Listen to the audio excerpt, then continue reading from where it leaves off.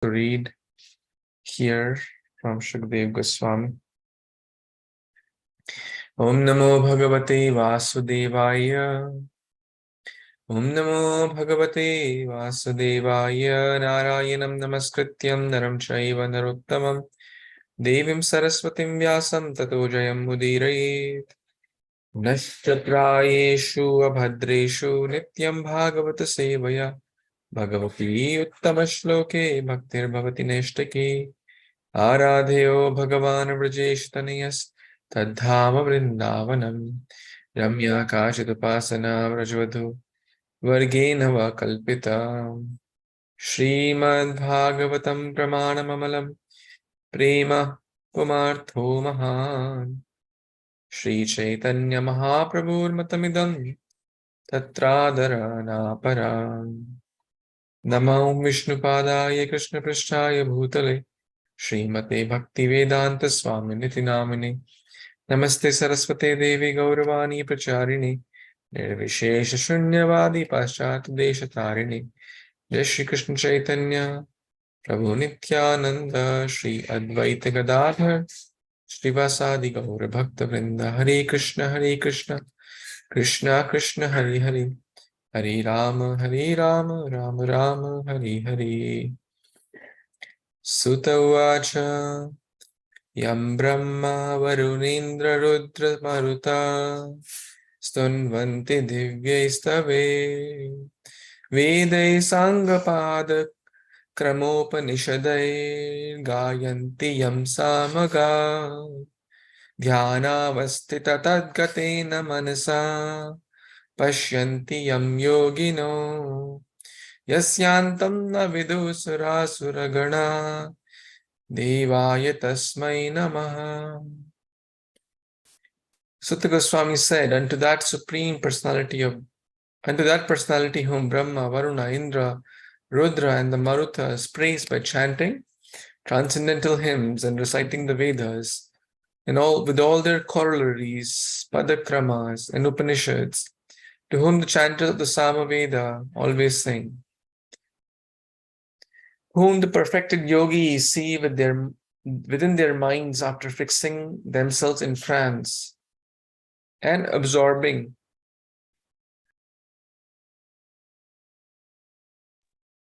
themselves within him, and whose limit can never be found by any demigod or demon. Unto that Supreme Personality of Godhead, I offer my humble obeisance. Canto 10, Śrīmad-Bhāgavatam, chapter 28, entitled Kṛṣṇa Saves his father Nanda Maharaj from the abode of Varuna. Text number 10. Nandastavatindriyam drishtva lokapala mathodaya lokapala mahodayam Kṛṣṇe cha sannatim tesham gyatibhyo vismito bravi. Translation by disciples of His Divine Grace Abhichar and Arvind, Bhaktivedanta Swami Prabhupada, Srila Prabhupada Ki Jai. Nanda Maharaj had been astonished to see for the first time the great opulence of Varuna, the ruler of the ocean planet, and also see how Varuna and his servants had offered such humble respect to Kṛṣṇa. Nanda described all this to his fellow cow herdmen. Hare Krishna. So Nanda Maharaj has been brought back by Pitra Vatsala, as we discussed yesterday. Kṛṣṇa, who is the dearmost to his mother, father, and the word Bhakta Vatsala, to his devotees. As we discussed in the previous verses, that while Varuna was worshipping Kṛṣṇa, offering praises to Kṛṣṇa, Ayam, the word used was Ayam, that he was present. He means Ayam Pita, this father of yours, right there, right? Like Varuna, Kṛṣṇa, and Nanda Maharaj were practically in the same room or whatever their chamber. They were close. It's not that In the case of Indra, we discussed the meeting was at a solitary place where the adults were not present. But here we see Nanda Maharaj, being the father, was present there. It was not that he was in another room. He was right there. So two things here, the opulence of Varuna. As we read, Varuna, Dev, sea god, ocean god, gave a lot of respect to Nanda, and Nanda was sitting on a jeweled throne, Ratna Simhasan, right? How many of us can even think of offering that to our guests? Even, right? And these are very, very precious, like diamonds, rubies, ratna, very, very rare, jewels, gems. So it's a totally different dimension. We cannot even think in our heads. That's the opulence, the whole sea god, very, very opulent. Indra Loka, Varun Loka, all these we cannot think in our head, because even the richest person of this world is a beggar beggar in heaven. Right? Because their wealth is at a different dimension, different scale altogether. So that's the opulence of Varun Loka. And another point to note here, that he saw it first time, the opulence, and how Varuna and his servants offered such humble respect to Kṛṣṇa, which made him again realize that, is he really some ordinary boy? Who is he? Why Indra, Varuna, all these great, great people, as we just read in that verse in the beginning? Kṛṣṇa is God, but not in the eyes of Nanda. So therefore there is some kind of confusion. Why? So he was astonished, right? He was astonished. Like Mata Yashoda was often astonished when she saw the universes in Krishna's mouth.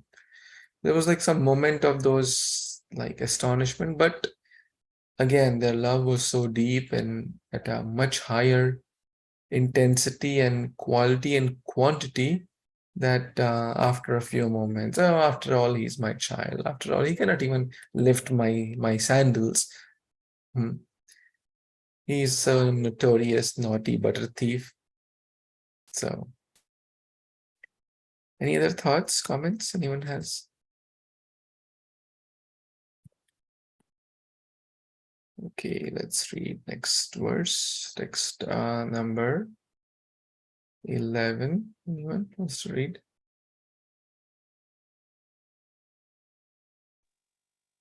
Yeah, Go ahead, Prabhuji, please. Thank you, Prabhuji. Text number 11. Techotsukya diyo rajan matva gopastamishwaram apinaha swargatim sukshma amopadadash shadhishwaraha. Translation. Hearing about Krishna's pastime with Varuna, the cowherd men considered that Krishna must be the Supreme Lord, and their minds, O King, were filled with eagerness. They thought, will the Supreme Lord bestow upon us his transcendental abode? But the cowherd men were filled with excitement upon hearing how Krishna had gone to the abode of Varuna to rescue his father, suddenly realizing that they were in fact dealing with the Supreme Personality of Godhead. Then joyfully conjectured among themselves about their auspicious destination after finishing their present life. Haribo. Hare Krishna, thank you so much, Prabhuji, for reading this Beautiful verse. Otsokya. This is a beautiful quality, right? When we are hearing others, especially hearing Krishna Katha from Vaishnavas in a Bhagavatam class, Gita class, other programs, utkantha, utsukta, eagerness, utsaha, right? Te chotsukya dhiyo rajan. Their minds were full of eagerness, right? So they're hearing and they're eager. What is in their mind? They're thinking, will this God, Adhishwara, the Supreme Controller, will he bestow his transcendental abode? That's they're joyfully kind of thinking that. So as we saw in the last chapter also, after the Indras, Indra sent the clouds and the rains, Krishna lifted Govardhan, and Krishna put it back.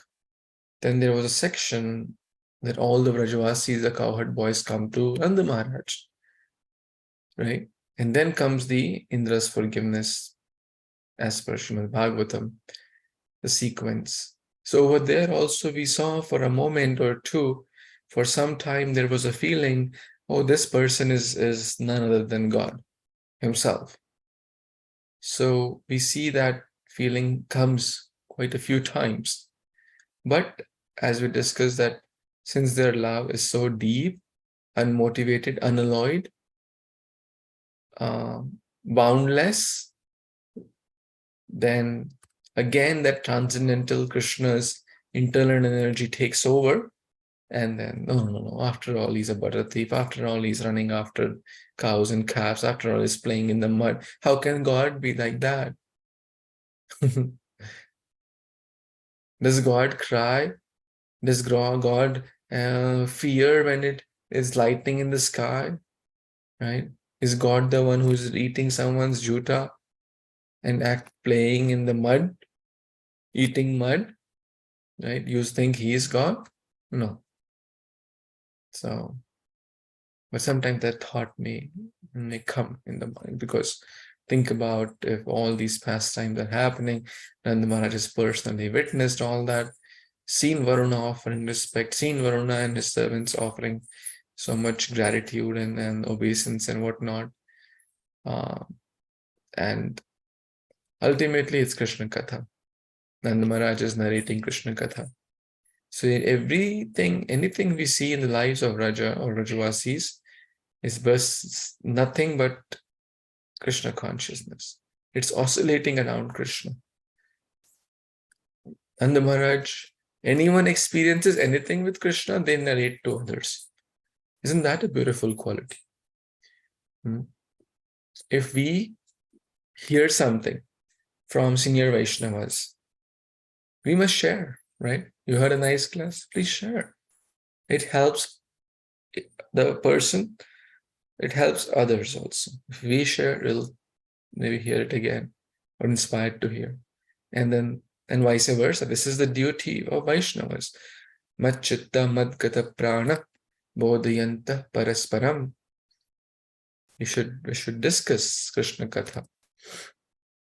So now we may say I may not have that direct vision to see Krishna's pastimes in my heart or mind or face to face or on that level. But same, if we are hearing from Shukdev Goswami, from the Acharyas, from the bona fide books like Gita, Bhagavatam, etc., it's non-different. It's non-different. So even if we share that, that's also very, very beautiful. oh, today I heard a class from so-and-so Maharaj or so-and-so devotee.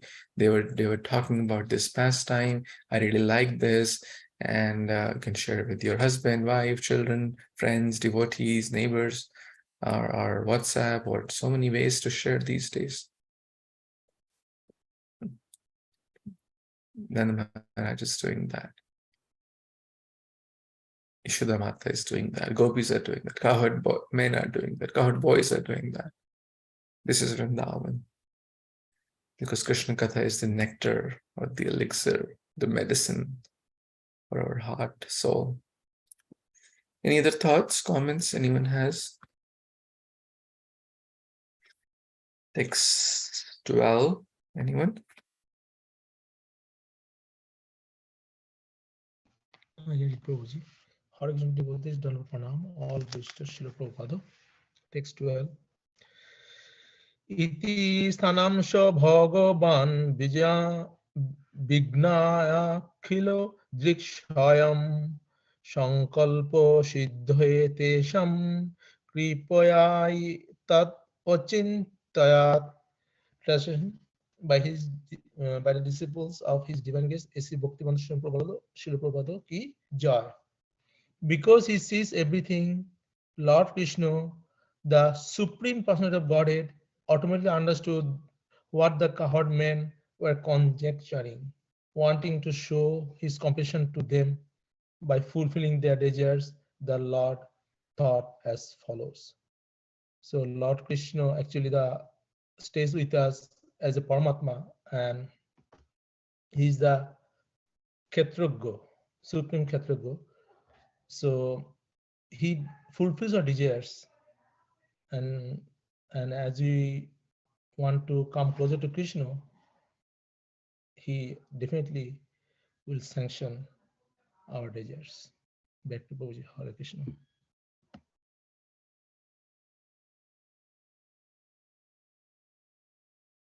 Thank you so much, Ruchi, for reading this beautiful verse. Swanam, the word used is Swanam, means personal devotees. We saw this word earlier also. Vijnana Akhila, Drik. Drik means to see. Akhila means everything, everyone.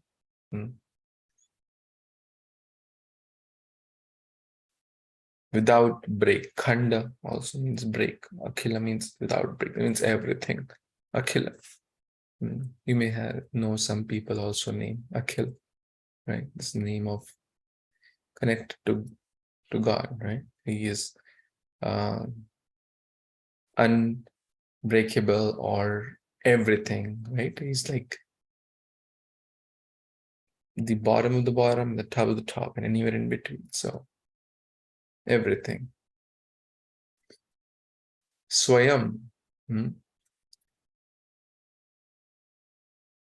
So the Lord, he sees everything. He's known as everything. So he knows what's going on in the heart. What are they trying to conjecture or thinking? Even before a thought comes, Lord knows what we are thinking. He's the one who sanctions, as we discussed yesterday. Upadishta anumanta cha. So the Lord wanting to show compassion. Now, what did he do? The Lord thought. So now, from the thoughts of the cowherd men, we are going to the thoughts of the Lord. So Shukdev Goswami is helping us to kind of move the camera from the mind, right? From the minds of the cowherd men to the mind of the Lord.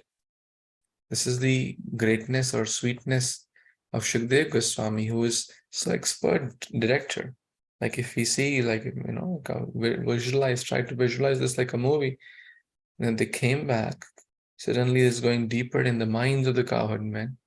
And then the Lord knows beforehand, suddenly he shifts the camera to the mind or the heart of Supreme Lord. Let's see. What is he thinking? Babu Prabhu? Jano vai loka etasmin avidya kama karmabhi uccavascha sugatisu navedasvam gatim Brahman. Translation: Lord Krishna thought, certainly people in this world are wandering among higher and lower destinations, which they achieve through activities performed according to their desires and without full knowledge. Thus, people do not know their real destination.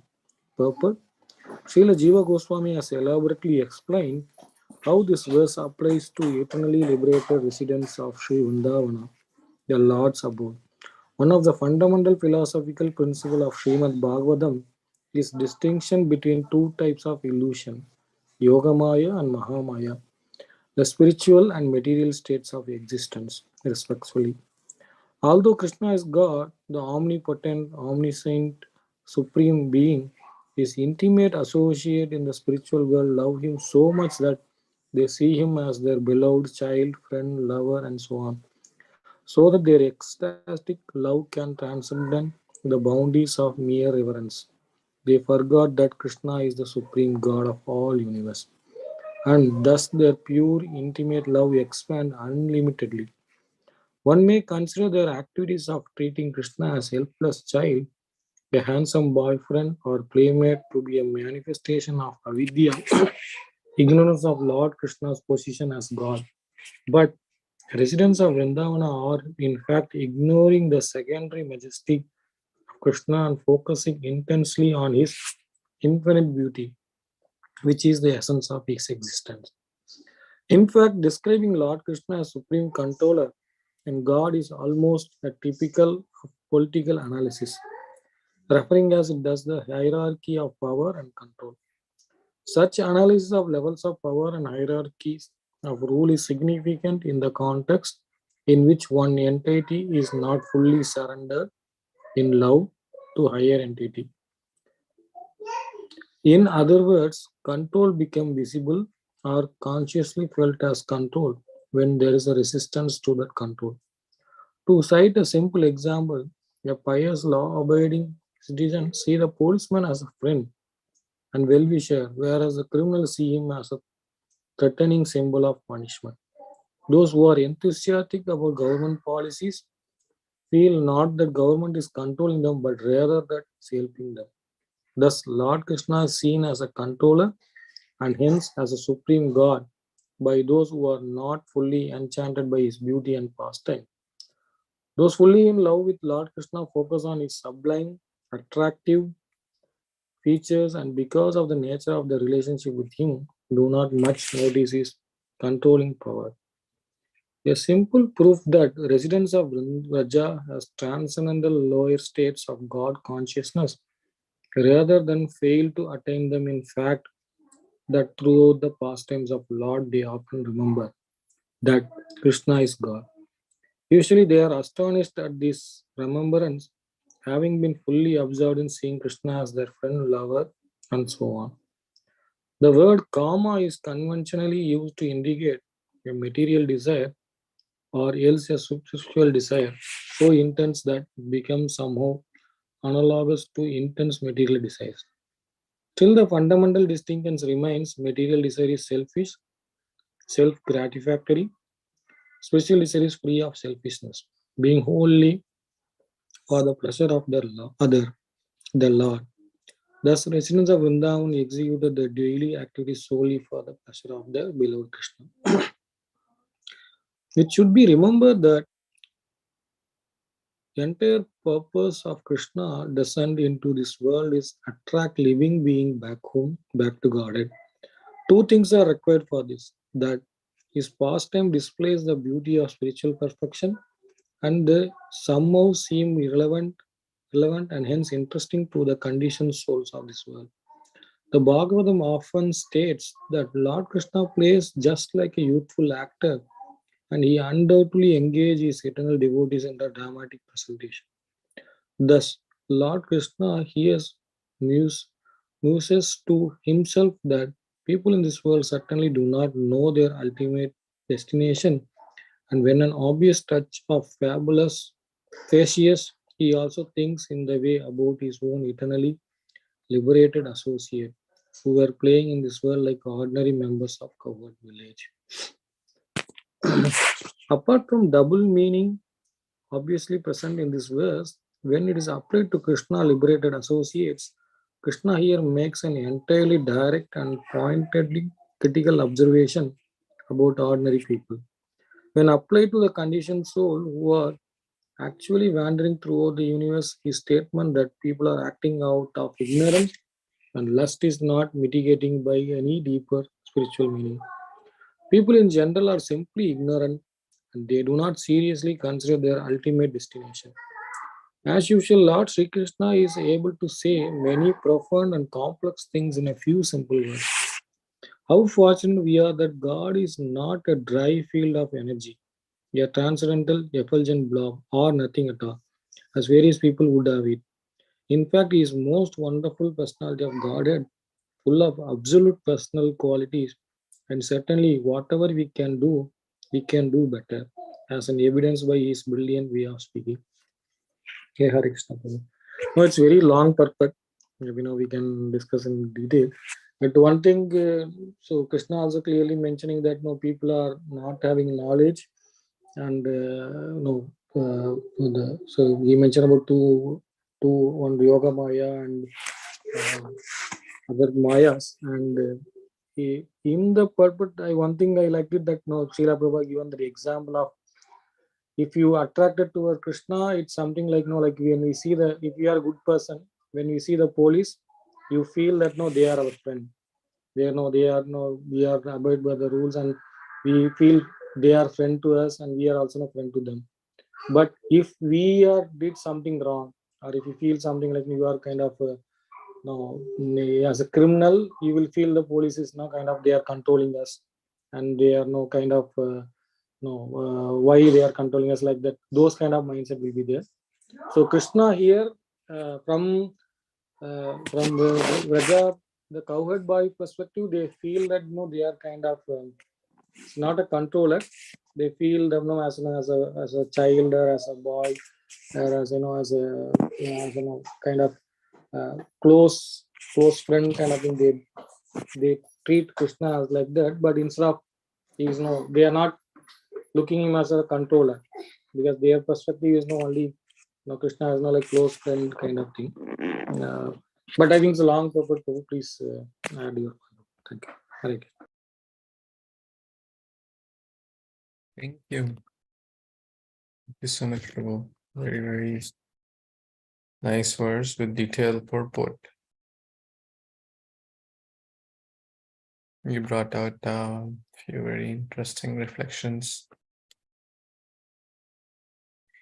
So I was hearing a class recently, and there is different levels of people reaching out to God. Is it not? Different people reach out to God. Some reach out of fear. Oh, if I do this wrong, I'll get a punishment, right? Better than not reaching, much better, right? But it's not like pure, right? The agenda is somehow to protect myself. Otherwise, I'll be punished by the laws of karma. So, fear.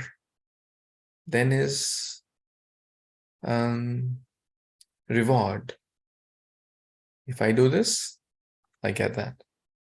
Do good to others, so I can get good. I can get heaven, right? That's another reason. Then is duty, much better. I must do. But the topmost reason, and the reason why the Vrajavasis love Krishna, is not because he's the supreme controller or he's the supreme creator. No, For them, it's their tiny baby Kṛṣṇa.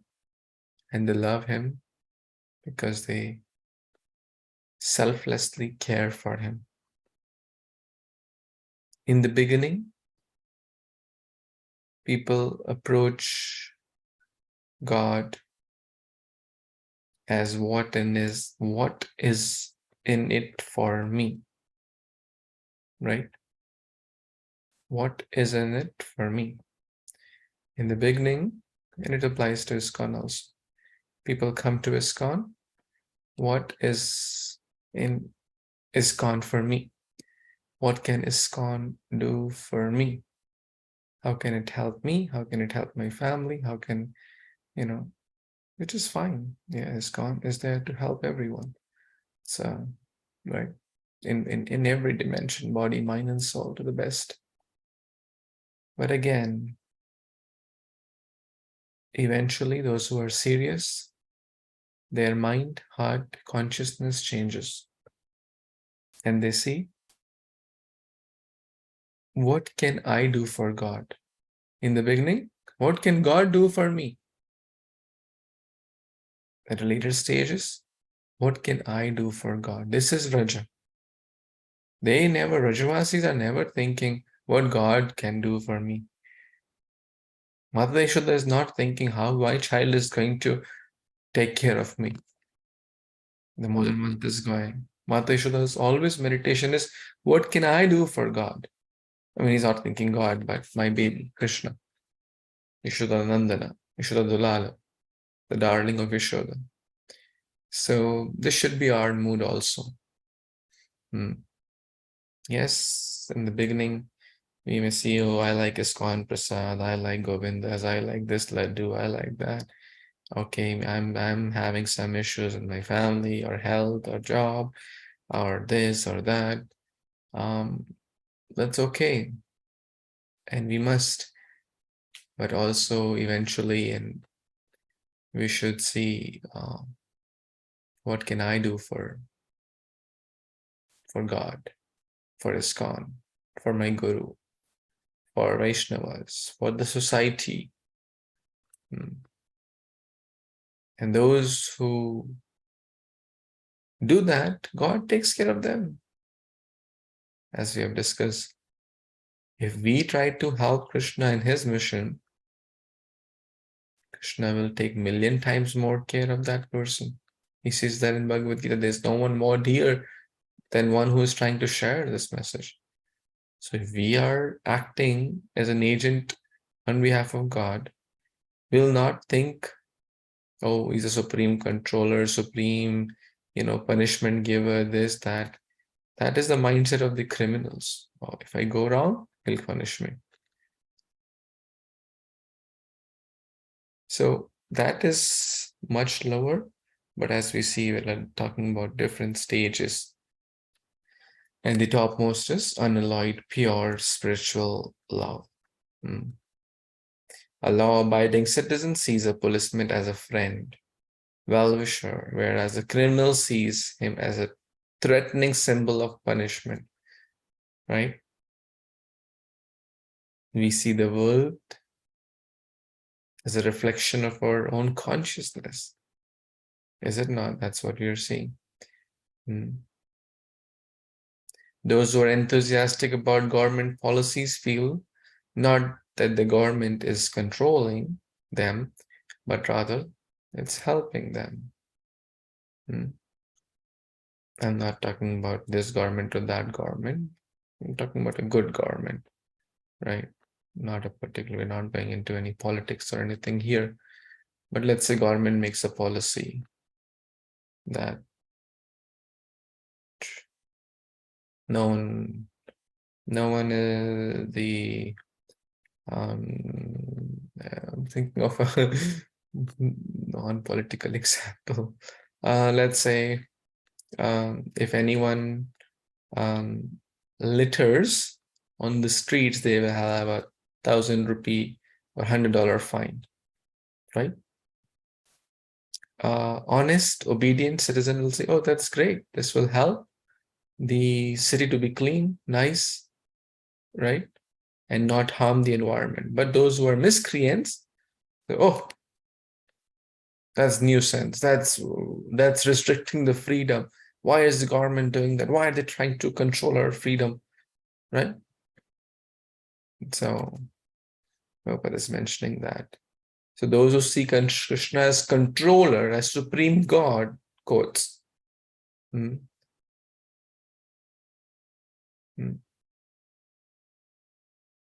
Those who are not fully enchanted by his beauty and pastimes. As I'm reading from the purport only, just reading a few lines. But those who are fully in love of Kṛṣṇa, they don't call him God, Ishvara, Paramatma, oh, he's omniscient, he's omnipresent. These are words to address God, which is fine. But these are not the words which pure devotees use to address. They use words which are more intimate. Like, for example, my friend Ashish has joined. Now, if Ashish is walking on the road, I say, oh, a human being is walking. Is that correct? Or a living entity is walking. It's correct, but it's not intimate, like, right? It's not an intimate way or a close personal way of addressing someone. Hey, human being is walking on the road. I may get a little more closer. Oh, a male person is walking. That's also correct, but still not. But if I say, oh, my dear friend Ashish, my classmate, my college friend, with blue shirt and black jeans is walking with goggles, it's like, describing his clothes, describing his features, describing the relationship. Is my classmate, is my college friend, and this and that. It's much more personal. His name, his father's name, his wife's name, etc. It's much more personal. Similarly, devotees address Kṛṣṇa through his name, Yashodanandana, Nandanandana, Kaitavaghatana, Ravanantkara, Makhana Taskara, Navanita Taskara, Vrindavan Dulala, Radha Gopinath, Radha Pranavallabh. So many names, unlimited names are there. As we read in the purport the other day, Mata Yashoda used to every day coin newer names for Kṛṣṇa. She would address with new names to Kṛṣṇa every day. It's unlimited. His names are unlimited. Personal names, not God, not Satchidananda, not Ishvara, not Sarveshvara. These are also nice names, but they're not so personal. You see, the names which are connected to Krishna's pastime are more personal. The names which are, oh, he's the supreme Lord, he is the supreme God, he's the supreme controller, he's the supreme knowledgeable. That's also fine. But again, devotees address more personal names. It's a long purport. Anyone else has any other comments, thoughts, additions? Thank you, Ashish Prabhu, for joining.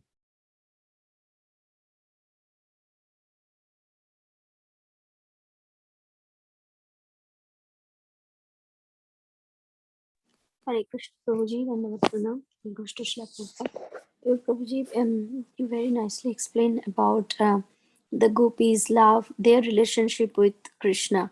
But for persons like me or like ordinary people, can they think Krishna or call Krishna like when in front of the deities and when they're meditating in front of the deities, can they call any personal name with like calling Krishna?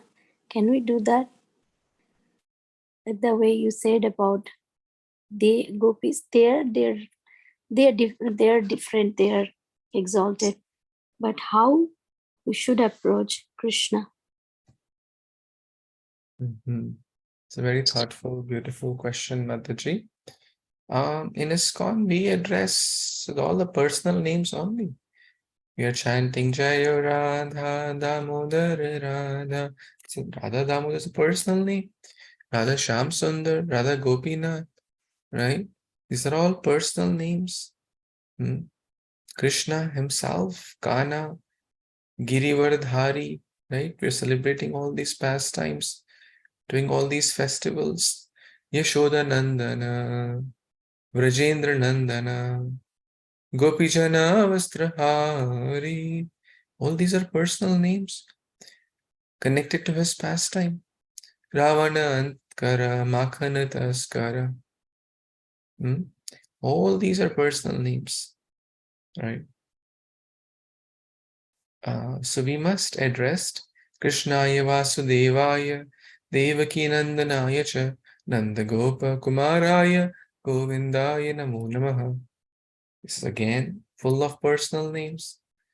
Namaha Pankajanabhaya, referring to this lotus feet. Pankajamalini, Pankajanetraya, right? These are all very personal names of the Lord.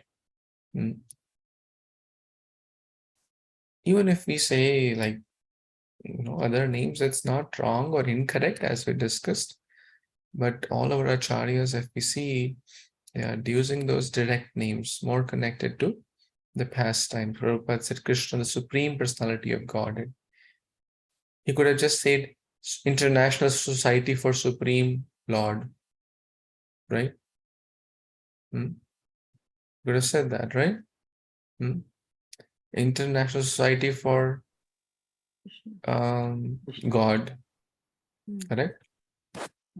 International Society for God Consciousness, or International Society for Absolute Truth Consciousness, right? International Society for Supreme Controller. No, Prabhupada said there is already too much hodgepodge in the name of who is absolute, right? Who is the Supreme Controller? Who is the Supreme Truth? What is the Supreme Truth? No, Prabhupada. International Society for Kṛṣṇa Consciousness. Very, very personal name. Sarva Akarshan. Those one is all attractive. That's Krishna. So we are at, Hare Krishna Mahamantra, what could be more personal than that? So we are chanting it every day. It is personal name. If we see Satyavrat Muni's Damodar Ashtakam, that's also so many names connected to his pastime, right? Talking about his earring, Lasat, Kundalam, Gokule, Brajamanam, right? Talking about his running, talking about the fear, talking about what his desire, his form, talking about so many aspects of his beauty, talking about, it's very personal prayer, right? And directly addressing to the Supreme Lord. So we can just repeat, all we have to do is just follow in their footsteps, repeat those Vaishnava bhajans, prayers, and you are such a wonderful kirtan lover, kirtan singer, singing with love and devotion. That's all we have to do. Follow you're following the footsteps of acharyas, and we just need to follow you. Does that help, Mother? Yes, Prabhuji. Very much helped. Thank you. Hare Krishna. Very nice. Any other thoughts and questions, comments?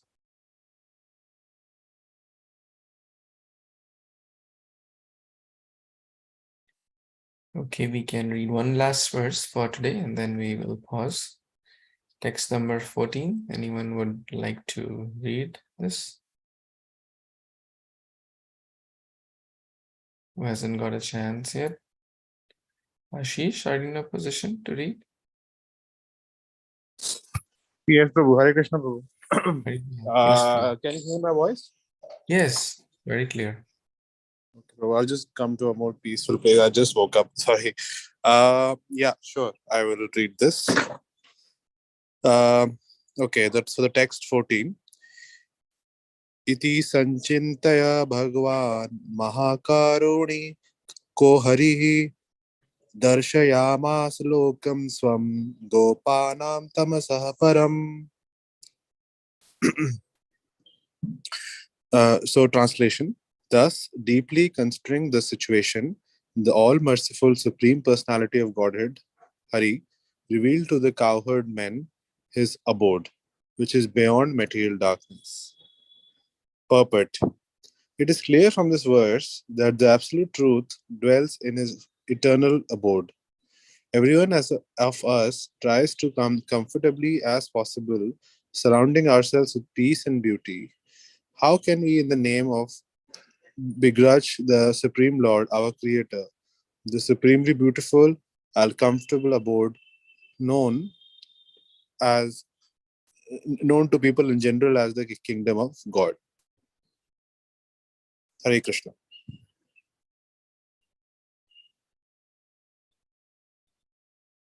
Hare Krishna. Thank you, bro, for joining early morning in the month of Kartik. Thank you. So grateful for your association.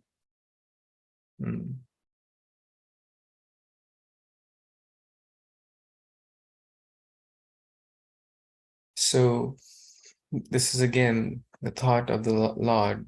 Your Shukadev Goswami being a pure devotee. Pure devotees know the heart of the Lord. Śrī Caitanya-Mahāprabhu sthapitam yena bhutale swayam rupa kadamayam tadati swa padantika. Śrī Caitanya-Mahāprabhu sthapitam yena bhutale. No, not that verse. Namo Mahavadanyaya Krishna Prema Pradayate Krishnaya Krishna Chaitanya Namni Gaur Tushe Namaha. Written by Srila Rupa Goswami.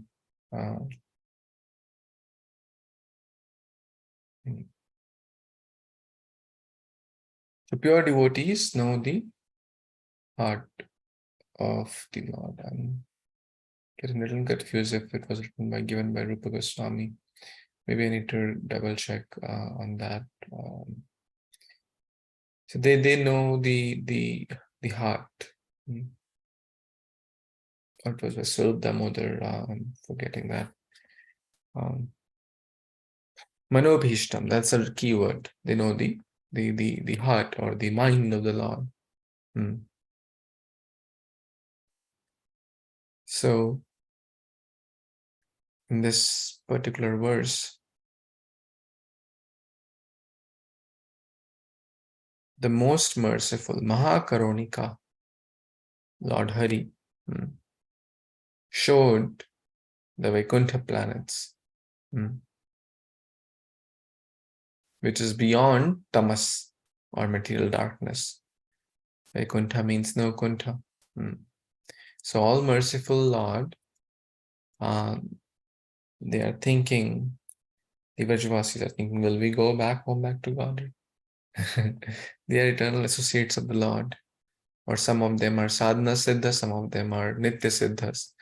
Sadhana siddha means that after doing a lot of bhakti in many lifetimes, when we get chance to be born in Vrindavan, it's like a training ground.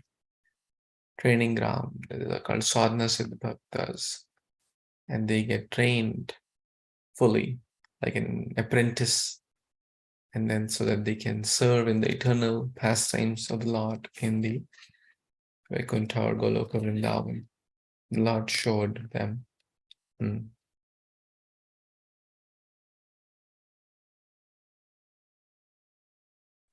Hare Krishna Prabhu. There's one more, I think, comment I wanted to share regarding this.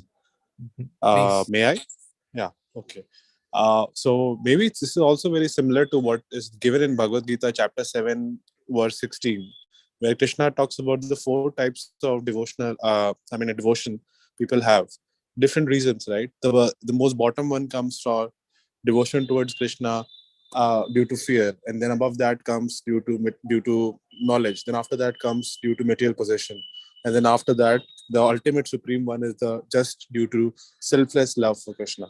And only those devotees who are connected to the heart of Krishna, who have a pure selfless love to serve Krishna and not seek any material benefits, or who are very clear in their heart, those people can reach that stage. So I thought this is very similar to what was just spoken. Very nice, absolutely. And even if someone in the beginning they may be connected or they may come for ulterior motives like Dhruva, right? His motive was wealth or kingdom, right? But is Dhruva pure devotee? What do you say? Unalloyed. Shall we count him as unalloyed pure devotee? Well, he became one. He was not initially, but when God gave his darshan, then he became a pure devotee. Absolutely. Same with Gajendra. He was calling in distress. Was it not? He was in great distress, like majority of the people who come to Krishna consciousness, in some form of distress. Physical distress, mental distress, financial distress, family distress, emotional distress. God help me. Help my child, help my wife, help my son, help my this, help my father, help my job, help my studies, help me pass exam, help. God help me. So you rightly said, pure love is God, how can I help you? That's pure love. But in the beginning also, if someone comes for other motives, Lord Chaitanya says, okay, he doesn't know what is right to ask, but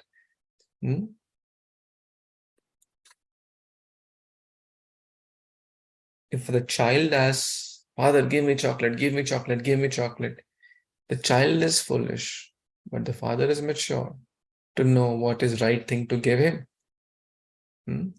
Krishna says, Vishya bulaiba, a murk ami vigya, a murk ami vigya. I know, Lord Chaitanya is saying, what I should be giving.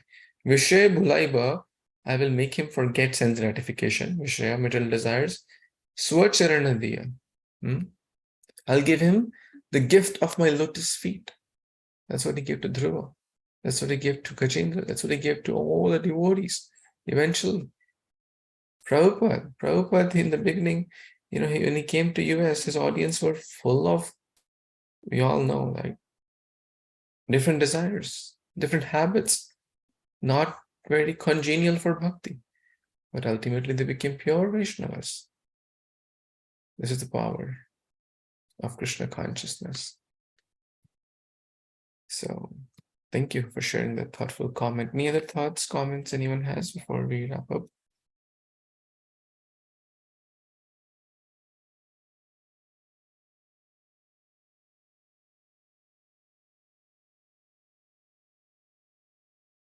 Okay, so thank you all for joining. We are going to pause here and continue tomorrow. Grantraj Śrīmad-Bhāgavatam Purana ki jai, Jagat Guru Śrīla Prabhupada ki jai, Samaveta Gaur Bhakta ki jai, Vanchakalpatarubhyascha, Kripasindubhya eva Jagattanam Pavanebhyo Vaishnavebhyo Namo Namah. Thank you. Hare Krishna. Jai Śrīla Prabhupada. Hare Krishna. Hare Krishna. Prabhu ki jai.